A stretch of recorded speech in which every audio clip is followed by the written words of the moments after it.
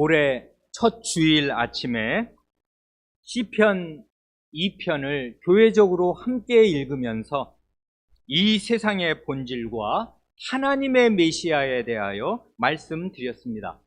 오늘은 시편 2편의 이 주제를 다니엘서는 어떻게 더 발전시켜서 표현하고 있는가를 말씀드리려고 합니다.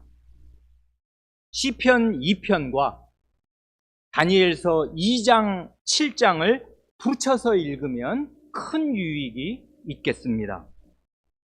이 세상의 본질과 하나님의 메시아라는 주제를 오늘 설교의 제목처럼 이 세상 나라와 하나님 나라 또는 하나님 나라와 이 세상 나라로 바꾸어 표현해도 될 것입니다. 왜냐하면 하나님의 나라는 하나님께서 메시아, 기름 부으신 자를 왕으로 세우셔서 다스리시는 나라이기에 그렇습니다. 전에 말씀드린 대로 시편 1편은 시내산 언약의 기반 위에서 하나님의 율법을 즐거워하여 밤낮으로 묵상하고 읊조리며 살라고 노래합니다. 그렇게 하지 않는 사람이 악인이요 죄인이며 오만한 자들임을 드러내면서 그런 악인들과 대조되는 복된 사람을 한 사람 척 제시합니다. 시편 1편이 시내산 언약을 기반으로 한다면은 그 다음 시편 2편은 다윗 언약의 기반 위에서 하나님께서 기름 부어 세우신 왕이 모든 원수들을 제압하고 전 세계를 다스리실 것을 노래합니다.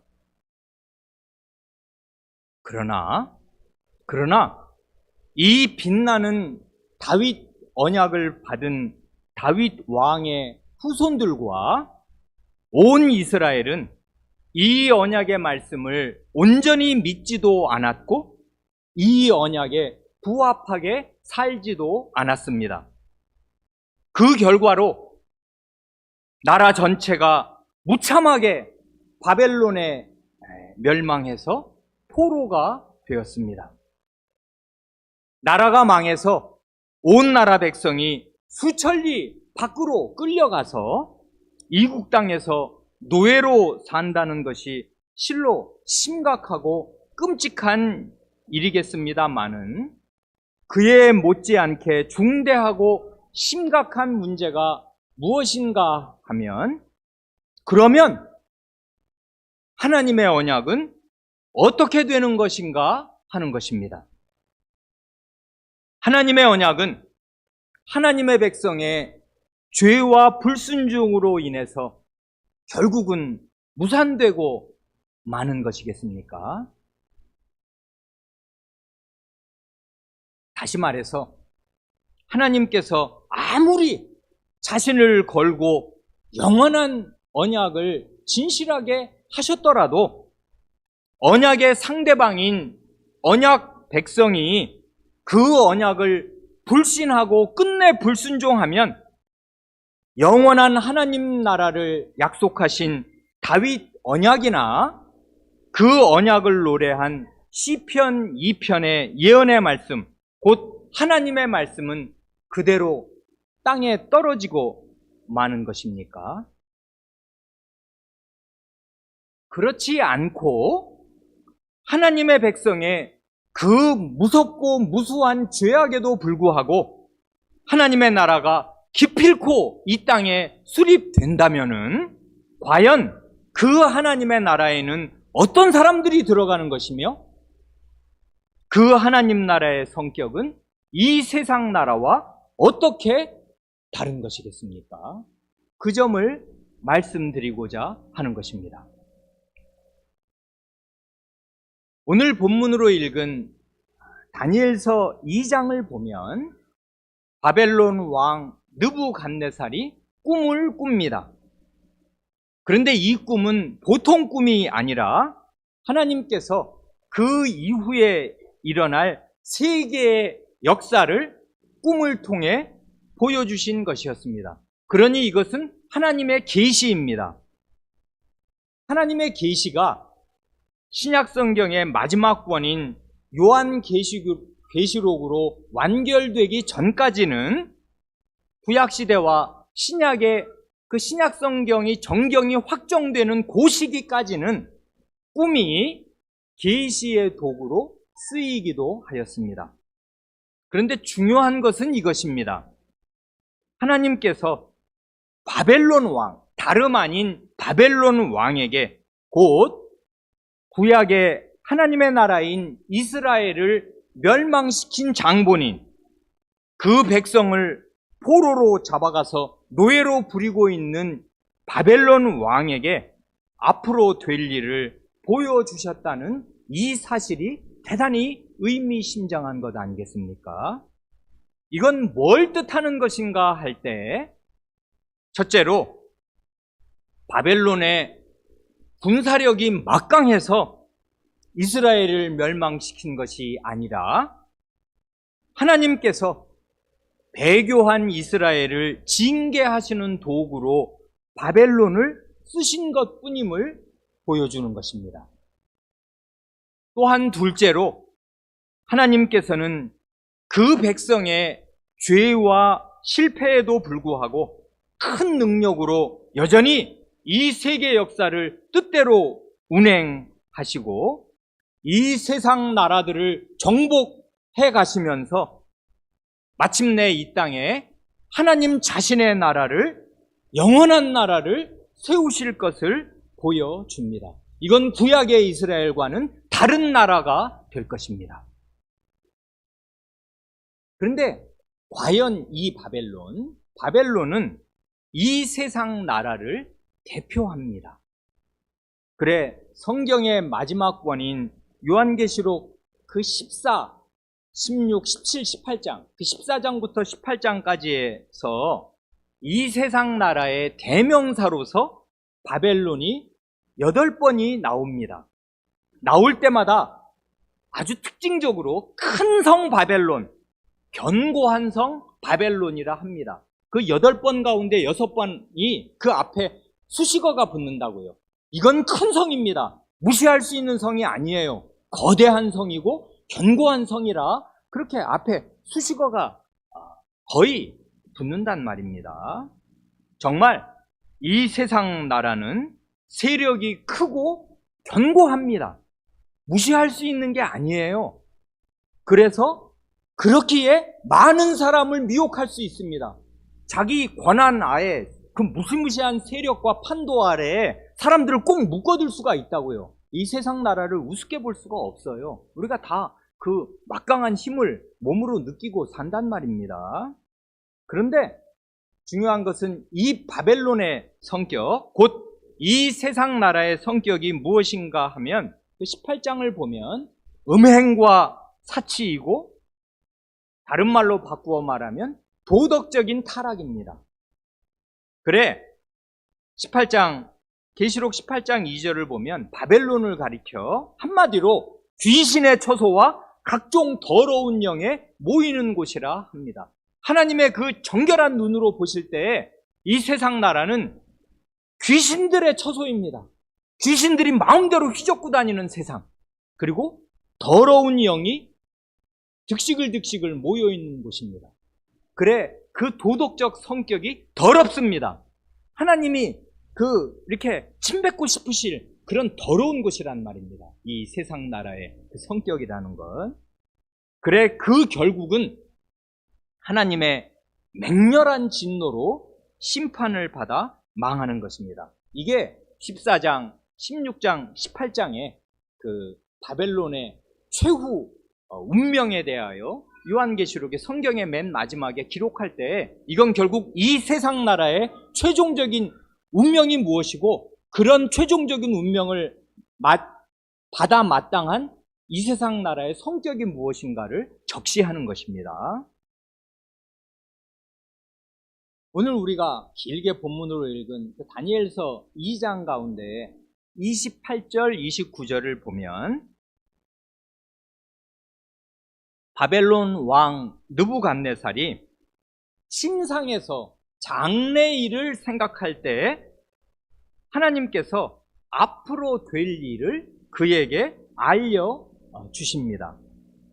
이게 중요한 거라고요. 장래일, 여러 번 그 2장에 그 말이 반복된단 말입니다. 장래일, 앞으로 될 일을 하나님께서 지금 알려주시는 것입니다. 느부갓네살은 강력한 정복 군주로서 대제국을 건설한 지 2년 차이기에 1년하고 조금밖에 안 지난 것이에요. 그러니 앞으로 내가 건립한 이 바벨론 제국이 어떻게 될 것이며 세계의 정세가 어떻게 흘러갈 것인가에 대해 지대한 관심이 있었을 것입니다. 왕은 그런 거라고요. 밤잠을 못 이룰 만큼 생각한단 말입니다. 그래, 자나깨나 그 생각을 하던 차에 결코 잊을 수 없는 아주 중대한 꿈을 꾸게 된 것입니다. 그렇지만은 하나님께서는 우상숭배자인 느부갓네살에게는 잊을 수 없는 아주 인상적인 장면들만 보여주시고 그게 과연 무슨 뜻인지 무슨 의미인지는 그에게는 알려주시지 않고 하나님의 신실한 백성인 다니엘을 통하여 알려주십니다. 근데 이 사람이 정말 절대 권력을 가진 사람인 것을 아주 이렇게 무참하게 보여주는 예가 그거지 않습니까?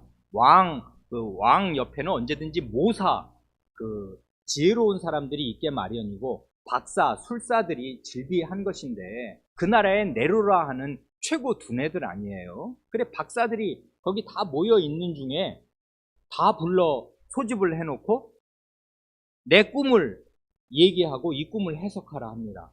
그러니, 거기 박사들이, 아니, 꿈을 말씀해 주시면 그 꿈이 무슨 꿈인지 저희가 잘 듣고 해석을 하여 드리겠습니다 하니까 쓸데없는 소리 하지 말아라. 내 꿈이 뭔지를 다 너희들이 말하고 해석을 해라. 이런단 말입니다. 그러니까 아니 그럴 수 있는 사람은 없습니다. 왕께서 꾸신 꿈을 딴 사람이 어떻게 압니까? 말씀을 해주셔야 알지요 하니까 이놈들 다 죽여라. 이렇게 된 것입니다. 이 사람은 정말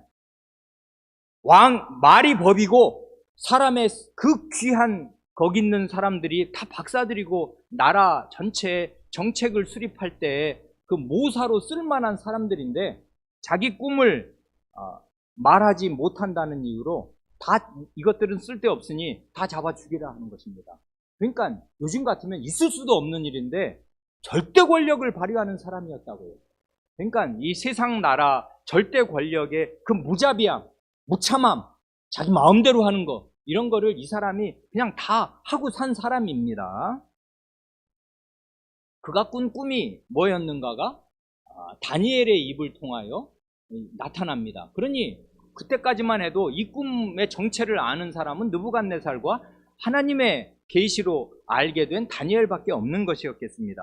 그러나 하나님 말씀에 기록이 되어서 오늘 우리는 그 꿈의 내용이 무언가를 다 압니다. 이건 중대한 계시였는데 그 느부갓네살 왕이 꿈에 거대한 동상 같은 것을 봅니다. 그래, 우리말 번역에는 31절에 신상이라 하고 32절에 우상으로 번역하였습니다마는 그보다는 동상이 낫겠습니다. 이건 우상이 아니라고요. 무슨 신상이 아니에요. 그냥 사람 형상으로 생긴 나중에 그 꿈의 내용을 보면 그렇지 않습니까? 어떤 인간의 모습을 한 거대한 동상, 그 동자에 구리동자가 있어서 그렇지 일반적으로 동상 그러면 사람의 모습으로 동상을 세워놓으니까 우리가 다 광화문에도 있는 동상들 다 알지 않습니까? 그래, 동상으로 번역하는 것이 훨씬 정확할 것입니다. 젤렘, 형상이라고요. 그냥 형상을 본 것입니다. 그런데 31절을 보면 그 동상은 이 느부갓네살 왕의 눈에 크고 광채가 찬란하며 그 모양이 심히 두려웠습니다. 이게 중요한 거예요. 동상은 아주 컸고 찬란한 광채, 빛이 났고 그 모양이 아주 두려웠습니다. 인체와 비슷하게 생겼는데 네 부분으로 구분됩니다. 머리는 순금이고요. 바로 밑에 있는 가슴과 두 팔은 은이고요. 그 밑에 세 번째 배와 허벅지, 넓적다리는 노시고요. 그 다음은 이제 그 무릎 밑에 종아리 아래인데 종아리는 쇠. 그러니까 지금 이게 값어치에 따라서 금, 은, 노, 쇠로 가치가 점점 줄어드는 거잖아요. 이제 비싼 것, 귀한 것에서 점점 그 값이 떨어지는, 그러나 그래도 역시 값이 있는 그런 것으로 차례로 아래로 내려가는데, 맨 마지막 발은 그 종아리는 쇠고 맨 마지막 발은 쇠와 진흙의 혼합물이었습니다. 근데 중요한 것은, 이 사람이 깜짝 놀란 것은 손대지 않은 돌이 날아와서 이 동상의 발 부분, 진흙과 쇠의 혼합물, 그 발을 쳐서 부서뜨렸는데, 동상의 발이 잘려나가니까 어떻게 되냐면 동상의 발만이 아니라 동상 전체가 다 부서져서 금은 노 쇠가 모두 바람에 날리는 젖처럼 한산이 흩어져 버리고, 동상을 무너뜨린 돌은 태산을 이루어서 온 세계에 가득하였다, 그것입니다. 꿈에 이걸 본 거라고. 굉장한 꿈이죠. 그러니까 이게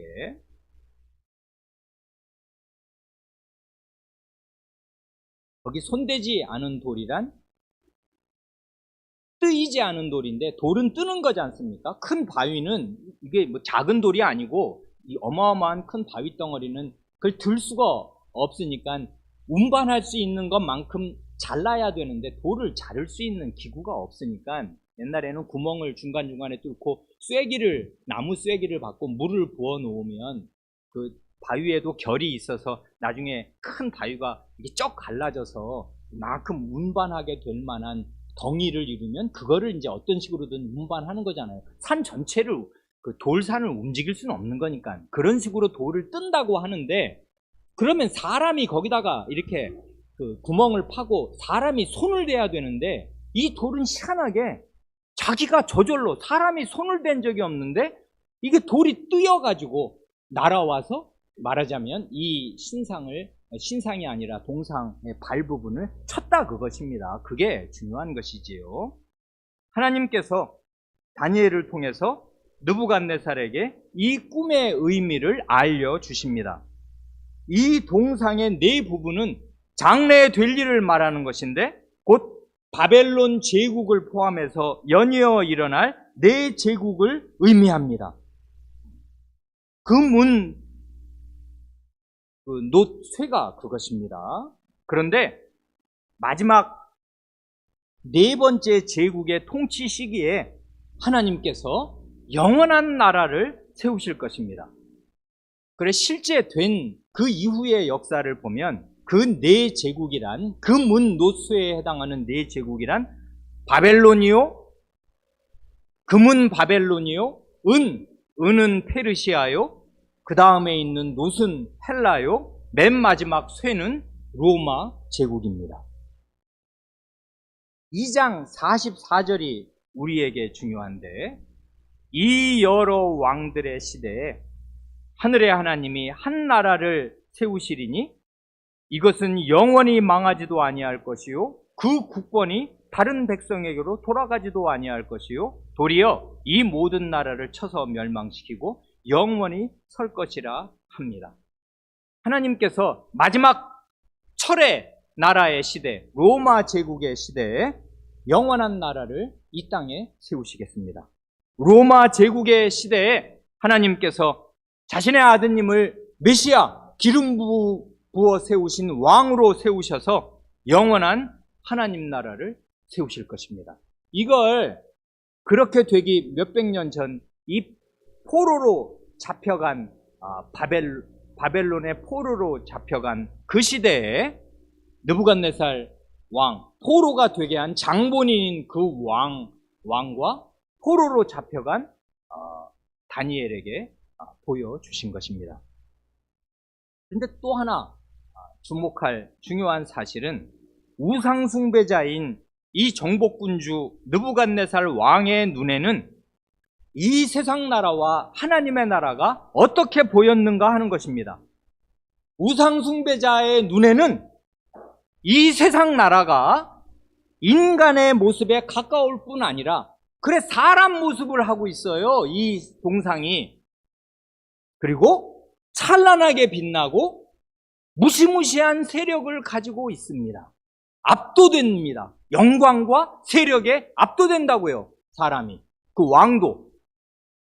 반면에 우상숭배자인 그의 눈에는 하나님의 나라가 무가치한 돌처럼 보입니다.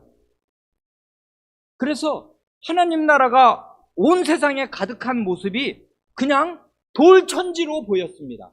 그의 눈에는. 그러니 황당하지요. 돌이 더 값이 나가요. 금은 노쇠가 값이 나가요.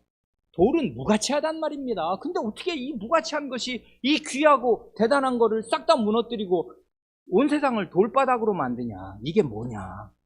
이게 뭐냐 하고서 이 사람이 그 꿈을 잊을 수가 없었고, 그래서 이제 깨고 나서도 이걸 반드시 내가 무슨 뜻인지 알아야겠다 한 것이란 말입니다.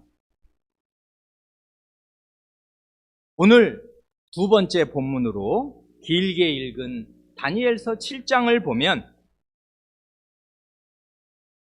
또 하나의 중요한 꿈 이야기가 나오지 않습니까? 이 꿈은 그 전에 느부갓네살의 꿈을 해석해 주었던 다니엘 자신이 꾼 것입니다. 그런데 다니엘서 2장의 느부갓네살의 꿈이나 이 7장의 다니엘의 꿈에는 중요한 공통점이 있습니다. 공통점을 두 가지만 꼽는다면은 이것입니다. 첫째로 이 꿈은 사람의 보통 꿈이 아니라 하나님의 특별한 계시였습니다. 이건 세계 역사의 향배, 큰 네 제국의 서고 무너짐을 하나님께서 알려주신 계시라고요. 그러니까 이게 우리들이 요즘에 꾸는 꿈하고는 완전히 다른 것입니다. 성격이. 이건 하나님의 계시입니다.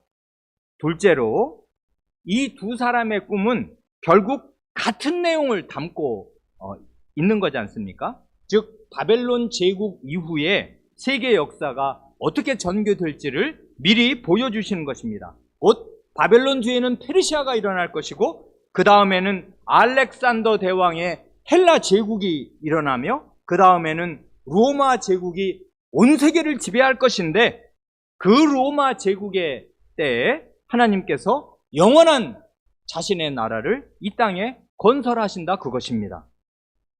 즉 두 사람의 꿈은 하나님의 나라가 다 망한 것처럼 보이는 캄캄한 절망의 시대에 바벨론 제국의 수도 한복판에서 하나님께서 여전히 전 세계 역사의 주관자이신 사실을 나타낼 뿐만 아니라 앞으로 세계의 정세가 가면 갈수록 더 나빠져서 가장 어둡게 될 바로 그때에 하나님께서 하나님 자신의 영원한 나라를 수립하실 것을 보여줍니다.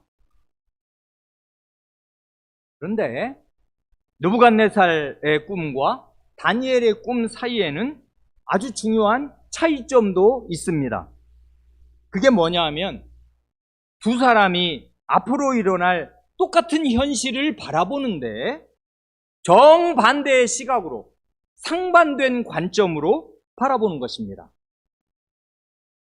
앞서 말씀드린 대로 느부갓네살의 눈에는 이 세상 나라가 도리어 인간 비슷한 모습을 하고 있고 찬란히 빛나며 무시무시한 세력을 가지고 있습니다. 반면에 하나님의 나라는 돌처럼 무가치하고 몸이 건조합니다. 쓸데없습니다. 그런데 그의 눈에 황당한 것은 장차 온 세상이 돌천지가 되는 것입니다. 그러나 다니엘의 눈에는 이 세상 나라는 짐승 같은 나라이고 잔인하기 이를 데 없습니다. 약육 강식의 세계입니다. 반면에 하나님의 나라는 유일하게 사람의 얼굴을 한 분, 곧 인자 같은 이가 다스리시는 나라요. 성도들, 곧 거룩한 백성들이 다스리는 나라입니다. 같은 꿈인데 누가 보았냐에 따라 세계 역사가 다르게 보이는 것입니다. 다니엘의 꿈을 조금만 들여다보면 바다에서 큰 짐승 4마리가 올라오지 않습니까? 이 짐승은 4제국의 왕을 가리킵니다. 첫째는 사자 같은데 독수리의 날개가 있습니다. 사자는 백수의 왕인데 사자에게 독수리의 날개가 있으니 이건 그야말로 천하무적입니다. 바벨론 왕 느부갓네살이 바로 그런 사람이었습니다. 그러나 그 독수리의 날개가 뽑히니까 바벨론 왕국, 지금 이라크에 있는 모래바람 속에 있는 것 아닙니까? 금세 오래가지 못하고 망하였습니다. 둘째는 곰 같습니다. 엄청나게 먹어치웁니다. 그래, 이 곰의 특징은 왕성한 식욕, 그냥 닥치는 대로 잡아먹는 식욕. 그래서 여전히 갈빗대가 이 사이에 있는 그 무시무시한 그 맹렬한 그 정복을 가리키는데, 페르시아의 판도가 정말 그래요. 역사상 아마 가장 넓을 만큼 거기 인도서부터 전 유럽을 그냥 페르시아가 다 뒤덮습니다. 먹고 또 먹어도 결코 허기가 지지 않을 만큼 영토를 확장시켰습니다. 셋째는 표범 같은데 4날개가 있지 않습니까? 알렉산더의 정복이 정말 그랬습니다. 표범처럼 빨랐어요. 정말 어떻게 손댈 수가 없을 만큼 파죽지세로 그 전 유럽을 석권하였습니다. 넷째, 마지막 짐승은 뭘 닮았다고 표현하기가 어려울 만큼, 그러니까 이건 짐승으로 비유될 수가 없을 만큼 무섭고 강하며 그의 특징은 쇠이빨입니다. 닥치는 대로 부서뜨리고 먹어치우고 다 말하자면 씹어 삼켜서 가루로 만들어내는 강력한 그 쇠이빨을 가진 무시무시한 흉악한 짐승이었습니다. 중요한 것은 이것입니다. 7장 13절 14절에 내가 또 밤 환상 중에 보니 인자 같은 이가 하늘 구름을 타고 와서 옛적부터 항상 계신 이에게 나아가 그 앞으로 인도되매 그에게 권세와 영광과 나라를 주고 모든 백성과 나라들과 다른 언어를 말하는 모든 자들이 그를 섬기게 하였으니 그의 권세는 소멸되지 아니하는 영원한 권세요 그의 나라는 멸망하지 아니할 것이니라 합니다. 여기 보면 인자 같으니 사람의 아들처럼 생긴, 그러니 사람의 아들이 사람이지 뭡니까? 사람의 아들인데 사람입니다. 사람 같으신 분, 사람이 사람처럼 생긴 분이 근데 하늘 구름을 타고 옵니다. 이게 아주 의미심장한 거지 않습니까? 그는 사람같이 생겼는데 그가 하늘 구름을 타요. 하늘 구름을 타는 분은 하나님밖에 안 계시거든요. 하나님은 구약 성경 내내 구름을 타시는 분입니다. 구름이 하나님의, 말하자면 이걸 비유적으로 표현하자면 수레입니다. 그래서 시내산에 하나님께서 역사상 처음으로 가시적으로 온 백성 앞에 강림하실 때 시내산에 구름이 빽빽하였습니다. 구름, 그리고 그 구름을 형상화하셔서 광야 내내 그 40년 동안 이스라엘을 인도한 것은 구름기둥 불기둥이었는데 시내산에 임재하신 하나님의 그 구름이, 그 속에 아마 불이 있어서 낮에는 햇빛이 있으니까 구름으로만 보이고 밤에는 구름은 안 보이고 구름 속에 있는 그 불이 보여서, 그래서 구름기둥 불기둥이 40년간 이스라엘을 인도할 때 그건 결국 하나님 자신의 임재와 하나님 자신의 인도를 상징하고 보여주는 것인데 그 구름입니다. 그러니 그건 하나님 자신이 타시는 거라고요. 그래서 결국 우리 주 예수 그리스도께서 구름 타고 오시리라 하실 때 하나님으로서 이제 오시는 거란 말입니다. 구름은 하나님이 타는 건데 여기 보면 사람 같은 분이 구름을 타요. 그러니 이분은 희한한 분입니다. 말하자면 오늘 우리의 정리된 언어로 한다면 인성과 신성을 겸하여 가지신 분 같습니다. 다니엘은 우리처럼 명료한 인식을 가지기 어려웠을 것인데 그냥 꿈으로만 보는 것입니다. 사람의 아들같이 생긴 분인데 어떻게 하늘 구름을 타시냐? 타고 가시는 데가 어디예요? 예적부터 항상 계시니 영원하신 하나님, 영원하신 그분에게로 나아가서 그 앞에 인도되니 그에게, 인자 같은 이에게 권세와 영광과 나라를 줍니다. 오늘 우리가 주님께서 가르치신 기도 맨 마지막에 함께 기도한 대로 대개 나라와 권세와 영광이 아버지께 영원히 있사옵나이다 하는 것인데 나라와 권세와 영광이 그에게 주어집니다. 그 인자 같은 이에게. 바로 여기 그 다니엘서 7장 13절에서 요 구절을 따서 예수님이 자기 자신을 가리키는 1인칭 대명사로 인자라는 명칭을 가져오신 것 아닙니까? 그래서 그 앞에 더가 붙어요. 반드시 그 헬라어나 영어에는 그냥 인자가 아니고, 왜냐면 그냥 인자는 여러분도 인자고 저도 인자지 않습니까? 다 사람의 아들이지 우리가 뭐 짐승의 아들이 아니니까 다 인자지만 그 사람의 아들입니다. The Son of Man이라고요. 예수님께서 자기를 표현하실 때는 그 인자입니다. 어떤 인자를 말해요? 다니엘서 7장 13절에 말한 그 인자입니다.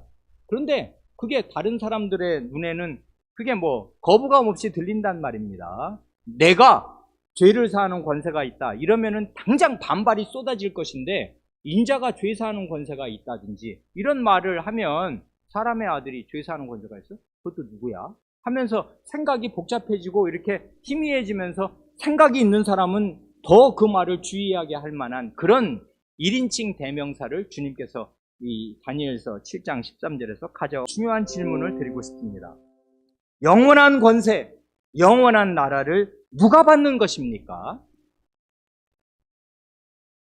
두말할 것도 없이 7장 13절, 14절을 따르면 인자 같은 이가 받으십니다. 그런데 그렇게 되면 50점입니다. 절반만 답을 맞춘 거니까요.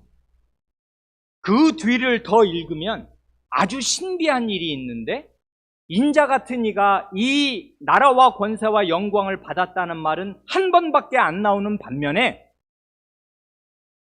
3번이나 만세 삼창을 하듯이 반복되고 반복되는 중요한 사실 하나가 있습니다. 18절, 22절, 27절이 그것입니다. 18절은 뭐라 말씀하십니까? 지극히 높으신 이의 성도들이 나라를 얻으리니 그 누림이 영원하고 영원하고 영원하리라 합니다. 누가 나라를 얻고 영광과 권세를 얻는 것입니까? 지극히 높으신 하나님의 성도들이 나라를 얻겠습니다. 22절은 이 세상 나라 마지막 그 쇠의 시대에 마지막 끝자락에 오는 왕이 지극히 높으신 이의 성도들을 몹시도 괴롭히고 탄압할 것이어서 핍박을 무수히 당하겠습니다마는 옛적부터 항상 계시니 영원하신 하나님께서 오셔서 지극히 높으신 이의 성도들을 위하여 원한을 풀어주셨고 때가 이름에 성도들이 나라를 얻었더라 합니다. 성도가 나라를 얻는다는 말이 두 번째로 나왔습니다. 마지막 27절을 보면 나라와 권세가 온 천하 나라와 권세와 온 천하 나라들의 위세가 지극히 높으신 이의 거룩한 백성에게 붙임바 되리니 그의 나라는 영원한 나라이라. 모든 권세 있는 자들이 다 그를 섬기며 복종하리라 합니다. 그러니 다니엘이 오늘날 우리가 생각하듯이 명확하게 인식하지 못한 채로 밤에 두렵고 번민을 가져오는 꿈의 형태로 받은 하나님의 계시가 전해주는 내용이란 무엇입니까? 이 세계 제국들이 일어서고 무너지는 그런 일을 하나님께서 관장하시면서 마침내 마지막 로마 제국의 시대에 영원한 하느님 나라를 이 땅에 세우실 때 그 나라를 누구에게 주시는가 하면 인자 같은 이에게 주시고 지극히 높으신 이의 성도들에게 주십니다. 간단한 질문의 형태로 오늘 설교를 요약하고 싶습니다. 영원한 하나님의 나라를 누가 받는 것이며 그 나라의 권세와 영광을 누가 받는 것입니까? 다니엘서를 따르면 인자 같은 이가 받으시는 동시에 하나님의 성도가 받습니다. 왜 그렇겠습니까? 이걸 신약의 용어로 답한다면은 그리스도와 그리스도인이 한 몸이고 일체이기에 그리스도께서 받으시는 것을 그리스도인들이 함께 받는 것입니다. 신랑의 제사는 신부와 공유되는 것이라고요. 그때 그리스도인은 어떤 사람들입니까? 그리스도의 피로 자기의 죄를 깨끗이 씻고 거룩한 삶을 사는 사람들입니다. 성도라고요. 성도. 거룩한 무리들. 곧 하나님의 형상으로서 하나님의 형상답게 참된 인간성을 이 짐승 같은 세상 한복판에서 발휘하고 사는 바로 그 사람들입니다. 거룩한 사람들. 하나님의 형상 노릇을 제대로 하고 사는 사람다운 유일한 사람들. 성도들이 그 나라를 받겠습니다. 두 가지 질문으로 마칩니다. 여러분은 하나님의 나라와 이 세상 나라 가운데 어떤 나라에 속하기를 원하십니까? 하나님 나라와 이 세상 나라를 바라보는 여러분의 시각은 느부갓네살의 관점에 가깝습니까? 다니엘의 관점에 가깝습니까? 기도드리겠습니다.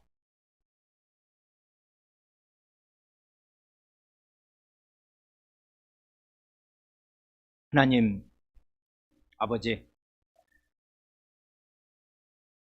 하나님의 백성이 그 자신도 죄인이요 죄에 떨어진 이 세상, 귀신들의 처소요 더러운 영들이 가득 모여있는 곳인 이 바벨론 같은 세상에서 살고 있으므로 저희가 이 빛나고 순결한 하나님의 말씀, 양털보다 더 희고 순결하고 거룩하신 하나님의 그 말씀을 받고 그 말씀을 마음에 새겨 그 말씀으로 저희의 정신과 마음을 다 깨끗이 씻기 전에는 저희도 때묻은 사람들로 이 세상에 살고 이 세상의 약육강식의 피라미드에서 한 계단이라도 더 올라 남들 위에 위세를 부리고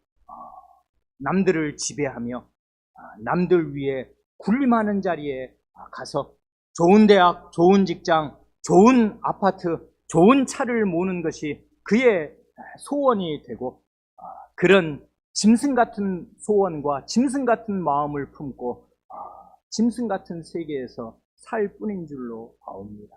그러나 이 세계에서 저희를 구원하셔서 인자 같은 분, 유일한 사람의 얼굴을 한 분에게 속하게 하여 주실 때에는 저희가 참으로 사람이 원래 어떻게 되어야 하며 이 세계가 원래 어떻게 되어야 하는지를 참되게 깨닫고서 이 세계의 주관자이시며 지배자이신 하나님의 백성다운 관점과 기계를 가지고 이 세상에 살게 되는 줄을 믿사오며 그리스도 곧 인자 같으신 이와 한 몸으로 연합된 사람으로 살아 참된 인간성을 어디서든지 발휘하고 살게 되는 줄을 믿습니다. 그러나 주님 어찌하면 좋습니까? 저희의 더러운 영혼 가운데에는 여전히 짐승 같은 모습이 많아서 저희가 가정에서든 학교에서든 사회에서든 다른 사람을 대할 때나 저희 홀로 있을 때에도 저희의 모습 가운데 짐승 같은 모습, 사납고 잔인하며 무참하게 다른 사람을 함부로 대하는 모습이 얼마나 많이 있는지 알 수가 없습니다.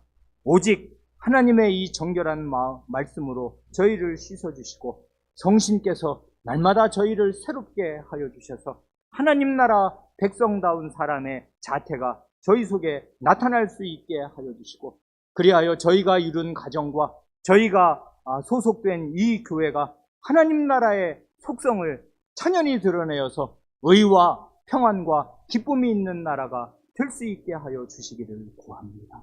하나님 나라에 대하여 저에게 더욱 가르쳐 주시고 저희가 과연 그 나라 백성인지 잘 살필 수 있게 하여 주시기를 구합니다. 우리 구주 예수님의 이름으로 기도합니다. 아멘.